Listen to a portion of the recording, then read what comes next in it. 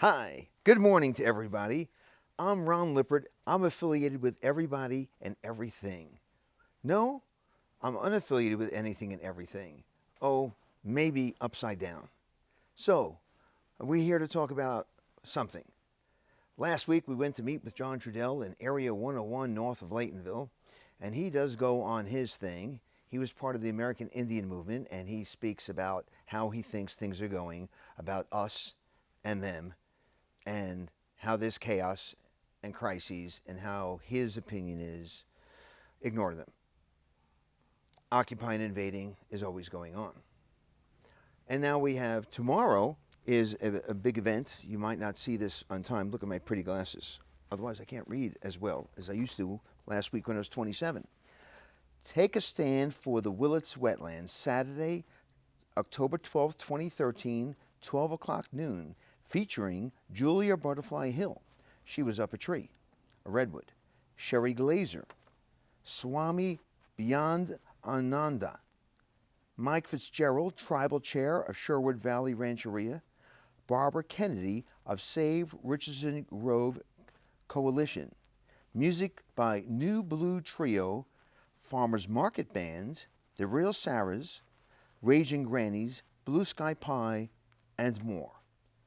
Park and walk, bike, or shuttle from Recreation Grove, that's East Commercial and South Lenore, to ceremony site half-mile north of Willits on Highway 101. Healing ceremony and peaceful civil disobedience. It's not too late to scale back the Caltrans Highway 101 bypass and save the remaining wetlands of Little Lake Valley. What's it say in the back? The project is unnecessary. I agree with that. It fails to address the real cause of the traffic problem. I agree with that. The project wastes taxpayer money. That's true. The project is destructive of natural resources. True. Better alternatives are available. True. So, you should go. You should be there. I'll be there. Don't be square. Be a rectangle. Now, people have been telling me different things. I've heard from people saying they want more of these signs to put up. If you see me and I have a sign, I'll be happy to give you a sign.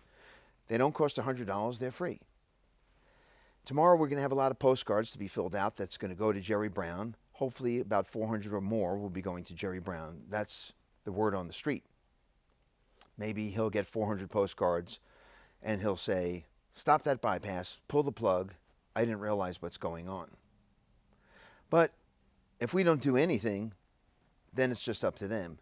Those people who don't even live here are making decisions about what's going on here, about something that they claim was started in the works in the 1950s, 1960s.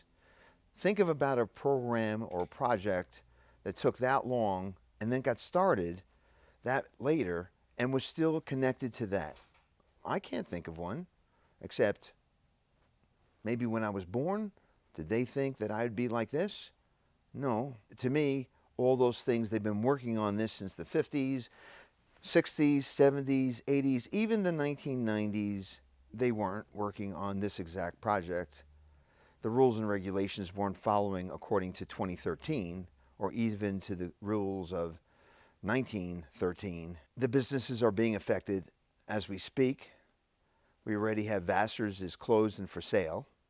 The good pizza place that had hamburgers and other things there. How many more businesses will be shooken up? Well, Caltrans says more. We don't have that many in this little town. People come over to me and they recognize me, and nobody's throwing bricks at me so far. I don't think I'm saying anything to get bricks at, but sometimes people don't need much of an excuse to throw a brick, do they? Go to Shawnee Pub and the support for the bypass seems to not be there, unless they're the ones who don't want to say anything and need to have an extra drink by going to the places that sell the hard liquor. Go to the various restaurants. We eat out a lot. Maybe I shouldn't. It's not good for my belly and it's not good for my wallet, but we do. We support the community locally. And there, we haven't found a place willing to come forward and say why they support the bypass. Instead, they're saying how much it's squeezing them. Some said when certain roads were closed, they couldn't get the traffic from that area. They had to come out by east by Commercial Street, and that wasn't helping for them, especially the south end of Willits. There was no sign telling people how to redirect the route. They're just saying it's closed. It just seems like a project that's being spent all this kind of money would have a little bit more signage, a little more P's and Q's. I mean, you have a professional security team. I know we went over this in previous Babble shows. Hi, Engineer 3. I'm babbling. And you put up those orange signs, you know, those little plastic signs protecting your temporary event. You could see those. Make signs the size of a stop sign and that lettering. You could see those. Hire a 24-hour a day a week, 7-day a week security team. Those guys are professionals. CHP, they're not professionals being security. They're professionals after something's happened. That's what they're trained to do. And then you go and deal with that security thing with the signs and the fences and the proper security people. Well, you're not going to be able to climb a tree. You're not going to be able to climb a wick drain. You're going to have to be overly aggressive. CHP looks the other way. I don't know factually. It seems to me like they don't really enjoy the job. It's not their kind of job. They make more money, keep going down the trail and guessing. But where's the highway work that they're supposed to do? There's no highway over there. That's not security. This is a job you need a security team. They don't have to have the sign out there that says, congratulations, your money is being paid to do this bypass. There's no sign out there. There's no ribbon cutting. You don't have Huffman or any of the other elected people there groundbreaking. They always do. They stay away, though, when it's too hot to handle. And no sign, Caltrans would be doing that anyway. Too hot to handle. There's no 800 number saying for your comments and complaints, call this number. Too hot to handle. Well, what's too hot to handle? If you think you're correct about it, you could stand up, make a statement, put up your sign, and take in the complaints, and then say we're too busy to do anything about it, but we'll take in the complaints. But they're not even doing that. 3 o'clock on Fridays, I'm here. For those who want to say their opinion, you get your chance to babble along with me or without me. It could be your show. I don't have to be here. Now, what else is important that's coming up? We have the town walk thing on the 18th coming up. And then you have the thing that happens on Main Street happening. But who is running for supervisor is another interesting issue. I wonder what the closing date is to announce somebody's officially running. Right now, the 4 people, I think, are announcing in the paper that they're running, but I don't think they did the petitioning, paying the money, whatever you have to do to be a supervisor. I noticed they're doing a resume thing, like here's what I did in high school and college as a Boy Scout, but they're not putting down how do they feel about the controversial issues regarding the bypass. What will they or won't they be willing to get involved with? What about the cannabis issue? What are they willing to do or not do? Say it's illegal right now, but it goes towards the area of Colorado. Would they talk about it? So far, none of them are mentioning that. Or what about fracking on the agenda for the state of California? Do they have an opinion about that? Fracking can happen anywhere, anytime. And how about plastic bags? Many towns and many counties have taken a stand against it. They don't want to talk about that either. So we'll just make sure our P's and Q's are in line. We'll dot the I's, cross the T's, put a period in there. And if the state doesn't do it and the feds don't do it, little Willits can't do it. If Mendocino can't do it, well, we are supposed to do it. We are a population that's rural, we're progressive. We should do it and then show those other areas we could do it, you could do it. We passed the GMO thing. We could pass a lot of things. We could stand up and decide the community that we live in and be proud about that. Not have the invaders, the conquerors, the carpetbaggers decide what's best for us. You know, you take the name Ron and you just let it open and you throw a BI in there, which a lot of you would say, bye-bye, and then you have a robin and it flies off. And then you let me wear that little head. Oh, that's Robin Hood. We even have Sherwood Road up here. So who wants to call me for longbow practice runs? Longbow. You know, I'm not saying that time is coming. But who says it's not coming? Took me years to get to that point. So all of you that are pro bypass, right now there's a line of you waiting to get in here. We're even willing to pay your way in here. Engineer 3, I'll buy you a beer, a tequila shot, whatever you do. I don't have that much money. We could sit here and babble on camera, off camera. You could beat me at everything. Don't you think we should see what your face is? Well, you can come in costume. You don't have to see your face. We can disguise your voice and your face, and you can respond any way you want. Everybody can. It could be engineer 2, engineer 4.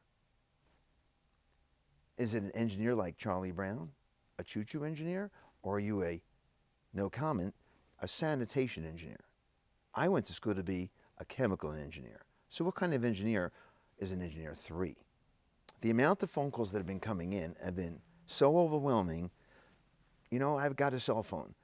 The last time it rang this much was when I was driving the Hay Taxi in the Willits metropolitan area. I had to take the phone and sometimes shut it off to give myself a rest. It's overwhelming. The emails that I'm getting, the phone calls, my P.O. box is sometimes full of stuff. I would say I'm not getting anybody who wants this bypass. They want to redesign, they want to stop it, they want something that we're not getting here.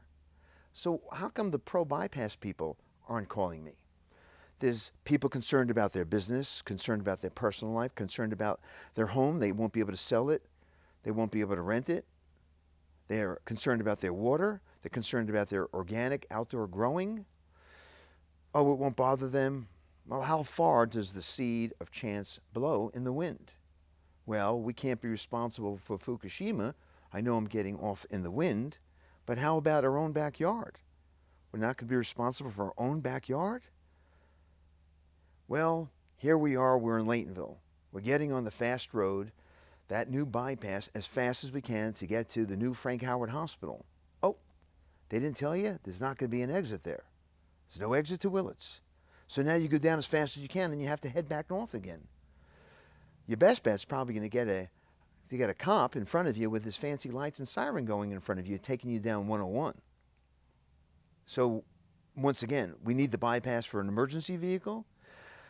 Monday, there was an auto accident. A guy was in the car driving. He got distracted by an insect. Here's a truck driver coming down. They collided. They went to the hospital. Hopefully, they'll be okay. There was somewhere to pull off the road. If the same accident happens on the bypass, there's nowhere to pull off. Both vehicles are impacted, direct hit, and they're possibly, it's not a guarantee, dead. That's a nice change. Saving 15 minutes of your time. Instead of going to the hospital, you're dead. That's a trade-off in time. So you can think about that. Engineer 1, 2, 3, 4, 5, 6. That's what the people want, to save 15 minutes of their time and give up their life. I don't think so. I even think the people who are pro-bypass are smart enough to do that. It's a done deal? Well, I've heard that before. Everything's a done deal until it's never done. It's never done. It's never too late to stand up and say what you want. Maybe tomorrow there'll be not enough people, but maybe tomorrow there'll be too many people. Wouldn't that be kind of fun? And maybe they'll stick around for a while. So far, I never noticed any pro-bypass people at anything, except maybe 1 or 2 of them in the streets just doing their own daily day, crossing the street like we cross our street. We're all the same. Just you're fighting the battle for the rich, powerful, and the elite, but you're not one of them. But you want to pretend you're one of them. They don't care about you. They know we're not going to do the dirty work for them. All right. I'm going to give them more editing work. So peace, health, harmony, and love, and don't forget the fun. That's not just another flat noodle. Bada bing, bada boom.